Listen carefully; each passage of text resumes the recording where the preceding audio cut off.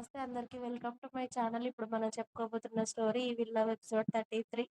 మీరిలా ఒక ఎంప్లాయీని ఇబ్బంది పెట్టడం ఏమాత్రం బాగోలేదు అంది ప్రణవి కోపంగా. ఓ అవునా, సరేలే అని సూర్య భోజనం చేసేసి అక్కడి నుండి క్యాబిన్‌కి వెళ్ళిపోయాడు. అబ్బా వీడికి ఎంత పొగరుందో, అసలు నా మాట కూడా వినడం లేదు అనుకుంటూ ఆ రూమ్‌లోనే అటూ ఇటూ తిరుగుతూ ఉంది.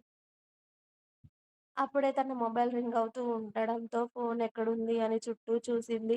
బెడ్ పైన తన హ్యాండ్ బ్యాగ్‌లో ఫోన్ ఉండడంతో ఆ బ్యాగ్ అందుకొని ఫోన్ బయటకి తీసింది.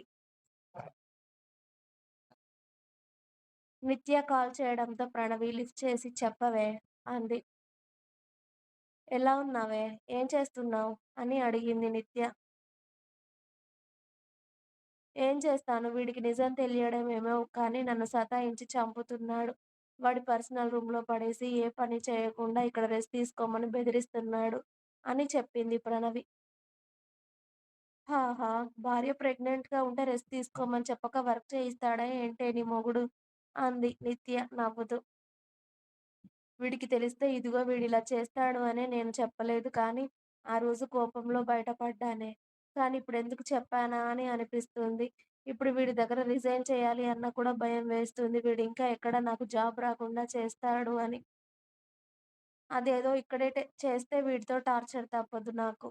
ఏం చేయాలో అర్థం కావడం లేదే ఇప్పుడు నేను అని తల పట్టుకొని బెడ్ మీద కూర్చుంది ప్రణవి. ఇందులో నువ్వు చేయడానికి పెద్దగా ఏమీ లేదు. సూర్యని ఫాలో అయిపోవడమే అంతే అంది నిత్య. ఒసేయ్ నువ్వు నా ఫ్రెండ్‌వా? వాడి ఫ్రెండ్‌వా? అన్నీ వాడికి ఫేవర్‌గా మాట్లాడతావేంటి? నేనింత బాధపడుతుంటే అంది ప్రణవి కోపంగా. ఎందుకే అలా బీపీ పెంచుకొని అరుస్తావు? గట్టిగా అరవకు. లోపల ఉన్న నా అల్లుడు భయపడతాడు. ఇప్పుడు నువ్వు సూర్యని ఫాలో అవ్వడం తప్ప పెద్దగా చేసేది ఏమీ లేదు. కాబట్టి సూర్య చెప్పినట్టు చేయడమే ఇక నీ పని అంటూ బాయ్ అని నవ్వుకుంటూ నిత్య కాల్ కట్ చేసింది. నిత్య కాల్ కట్ చేయగానే ప్రణవి ఫోన్ బెడ్ పైన విసిరేసి, ఛీ! అందరూ నాకు అగైనెస్ట్‌గా మాట్లాడేవాళ్ళే. ఒక్కరు కూడా నా వైపు మాట్లాడేవాళ్ళే లేరు. ఎందుకు దేవుడా నా పరిస్థితిని ఇలా చేశావు? సూర్యకి నేనెందుకు దూరంగా ఉంటున్నానో నీకు తెలుసు కదా! అయినా కూడా నన్ను మళ్ళీ తీసుకొచ్చి వీడి దగ్గర పడేసేలా చేశావు. నేను ఒంటరిగా ఉంటేనే ఊరుకోనివాడు, ఇప్పుడు వాడి బేబీ నాలో ఉందని తెలిసింది. ఇక వాడి అరాచకాలు తట్టుకోవడం నా వల్ల కాదురా బాబు అనుకోని బెడ్ మీద అలా తల పట్టుకొని కూర్చుంది. ఆమె లంచ్ చేసి 1 అవర్ అవ్వడంతో మళ్ళీ ఒక జ్యూస్ తీసుకొచ్చి ఆమె ముందు ఉన్న టేబుల్‌పై పెట్టాడు సూర్య. అది చూసి సూర్యని కోపంగా చూసి, "మీ ఆఫీస్‌లో వర్క్ చేస్తున్న అందరికీ ఇలానే పనిచేసి పెడుతున్నారా మీరు?" అంది ప్రణవి కోపంగా. అరిచి ఆరోగ్యం పాడు చేసుకోకుండా అది తాగి కూల్ అవ్వు. మూడ్ స్వింగ్స్ బాగానే ఉన్నాయి నీకు అని ప్రణవిని తిట్టుకుంటూ మళ్ళీ క్యాబిన్‌లోకి వెళ్ళాడు సూర్య. నిజంగానే అరిచి, అరిచి గొంతెండిపోవడంతో చేసేదేమీ లేక జ్యూస్ తాగింది ప్రణవి.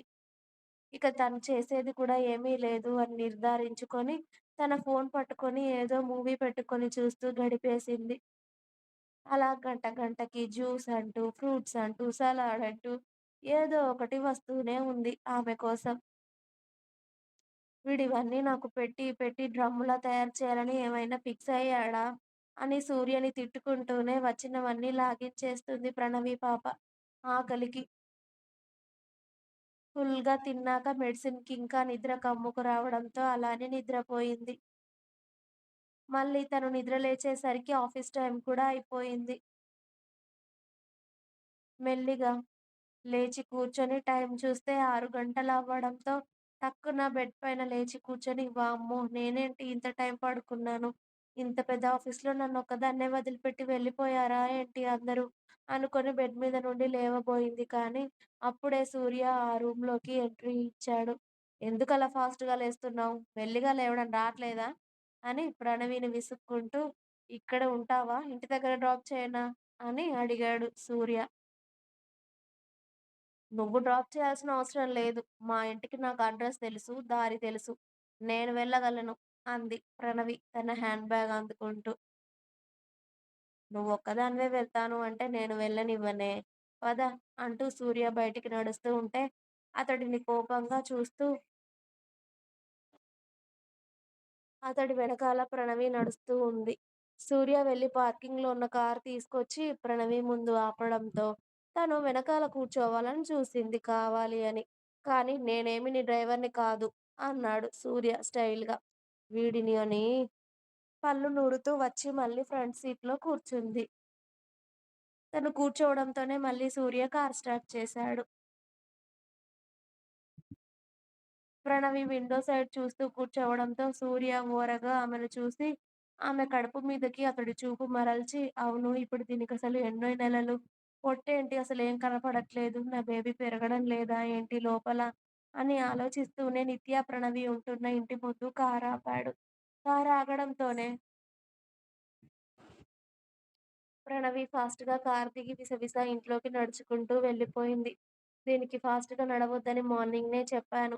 అయినా కూడా వినడం లేదు. దీనికి సరైన ట్రీట్‌మెంట్ ఇస్తేనే నా మాట వింటుంది అనుకుని సూర్య కూడా కార్ పార్క్ చేసి వాళ్ళ ఇంట్లోకి నడిచాడు. ఇంకా ఉంది. మీకు నా స్టోరీస్ నచ్చినట్టయితే ప్లీజ్ లైక్ చేయండి. అలాగే ఛానెల్‌ని తప్పకుండా సబ్స్క్రైబ్ చేయండి.